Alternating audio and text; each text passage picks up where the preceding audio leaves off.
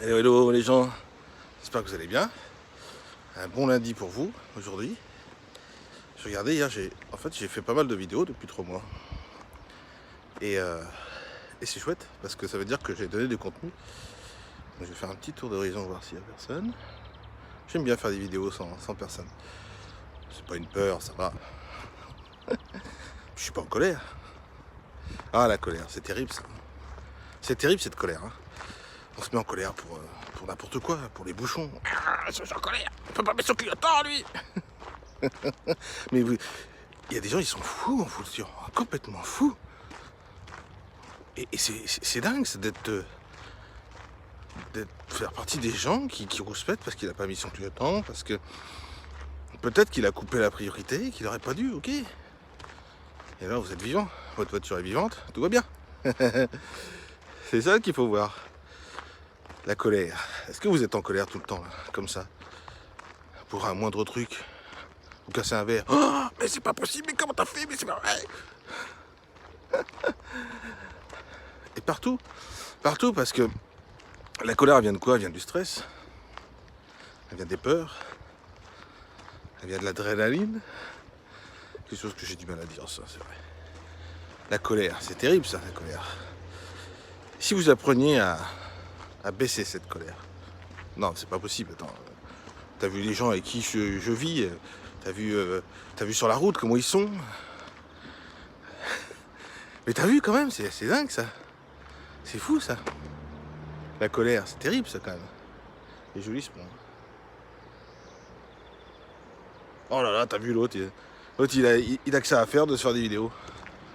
Non. Croyez-moi, j'ai du travail. Des gros objectifs et du travail. Donc j'ai pas que ça à faire de faire des vidéos. Et si je le fais, c'est vraiment pour vous donner des contenus. Vraiment, je vous assure. Il est beau ce point. Alors la colère c'est une chose terrible. On peut se mettre en colère après les enfants, parce qu'on a l'impression qu'ils font des bêtises, et croyez-moi, j'en fais partie. Mais c'est vrai que souvent, on pense pas à une chose. La chose qu'on pense pas, c'est que ces enfants, ils ont l'instinct. Et c'est quelque chose qu'on nous a enlevé, ça, l'instinct. Et du coup, ils réfléchissent pas à ce qu'ils font. Pas forcément, moi. Et ils nous testent aussi, pour savoir quelles sont les limites. Ils se testent eux-mêmes pour savoir quelles sont les limites du danger. Et souvent, on a tendance à se mettre en colère. Ah, c'est pas bien ce que tu fais, hein, dans ta chambre. Et c'est la colère qui prend le dessus. Hein. Et c'est loin d'être facile. Il n'y a pas de mode d'emploi pour les parents. C'est... Alors, étape 1, vous faites un câlin à votre fils. Étape 2, vous lui apprenez l'alphabet. Étape 3, non, ça marche pas comme ça. Hein. Si ça marchait comme ça, dites-le moi si vous avez vraiment ce mode d'emploi, parce que franchement, moi je l'ai pas. Hein. Donc c'est pas facile tous les jours, on est d'accord. Il faut prendre sur soi, et là c'est encore plus difficile. Et je vous assure que si vous dépassez votre colère, vous allez voir que votre tension va être meilleure. Et maintenant, si vous refusez la colère de l'autre, ce qui est encore différent, quelqu'un qui est en colère après vous avez fait une erreur sur la route, on est tous des humains, donc des erreurs on a le droit d'en faire. Si on fait une erreur sur la route, qu'on se fait engueuler pour X raison, il y en a de moins en moins quand même, mais de temps en temps il y en a qui vous suivent. Hein. Ils sont fous ces gens. Il est beau ce moment. Je vais vous le répéter parce que je trouve que c'est une belle image derrière. Mais si vous faites rouspéter par quelqu'un qui est vraiment très en colère après vous, et vous acceptez cette colère, c'est-à-dire que votre ego dit oh là là, l'autre il va pas me parler comme ça, donc je vais faire pareil que lui, je vais me foutre en colère, et puis ça va être le conflit, et puis terminé. Et là c'est la guerre. En revanche, j'ai expliqué ça l'autre jour à une partenaire d'affaires qui me dit oui, quand mon conjoint rentre, et ça lui arrive d'être en colère, et de rouspéter par rapport au rangement, par rapport au ménage, par rapport à la vaisselle, par rapport à ceci, etc. Et ça ne veut pas dire qu'elle ne fait pas les tâches ménagères comme lui, il devrait les faire. Ça veut dire que simplement qu'il est arrivé un truc à l'extérieur, voilà, qui s'est levé entre guillemets du pied gauche, parce que moi je me lève toujours du pied gauche et je suis toujours heureux, donc voilà, mais il s'est passé quelque chose et il s'est mis en colère vis-à-vis d'une personne qui était la première personne qu'il a vue à ce moment-là, quoi. Et je lui explique que, comme je vais vous l'expliquer à vous, c'est de commencer, pour baisser la colère des gens, commencer par dire je comprends tout à fait ce que tu dis. Ouais, mais pourquoi c'est pas rangé? Je comprends parfaitement ce que tu dis.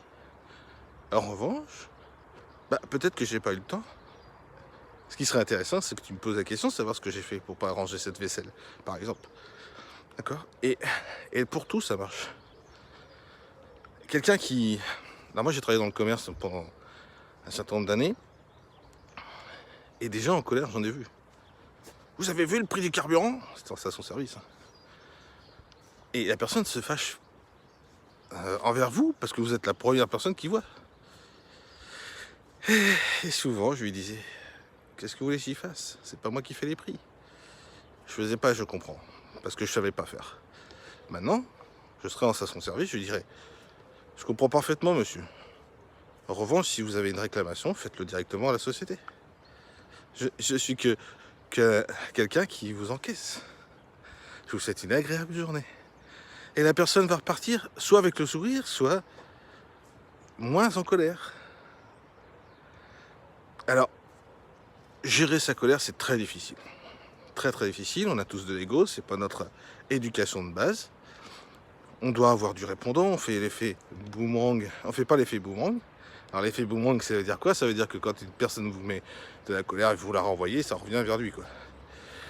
Je dis souvent à ma femme, enfin, elle le sait d'ailleurs, puisque elle a vu l'expérience, une personne qui vient à m'insulter. Ah, t'as vu l'autre espèce de bip, d'accord? Je lui dis bonjour. Non mais t'es pas bien, toi. Faut lui répondre à ce monsieur, il n'y a pas à s'insulter comme ça. Ça veut pas dire que je me laisse faire. Ça veut dire que je récupère pas sa colère. Bonjour, comment vas-tu? Ça veut pas dire que je me laisse faire.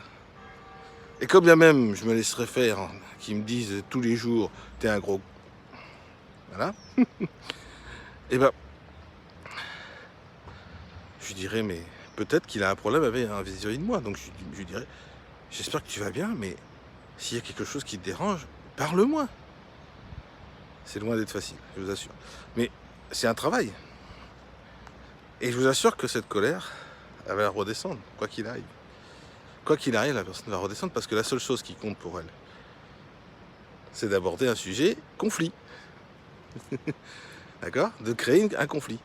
Si vous baissez l'intensité de la colère en répondant avec bienveillance, alors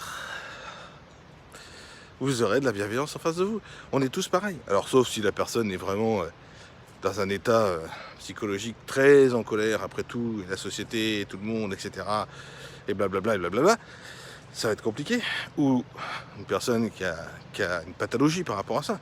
Mais je veux dire, la plupart des gens qui sont en colère viennent du stress de leur travail, de la route, de la santé, de l'argent, des choses comme ça. Et c'est pas de votre faute à vous. Il faut surtout pas penser que c'est votre faute. Et c'est pas la faute du voisin non plus. Et c'est pas la faute, c'est de sa faute à lui, à la personne qui se met en colère.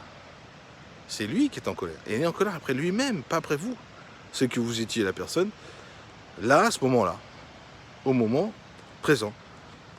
Je vous l'ai dit, l'exemple de la station-service, c'est très bien parce que vous allez, quand vous êtes caissier, alors c'est hôte de vente, ok, caissier en station-service, vous êtes la première personne que le client voit.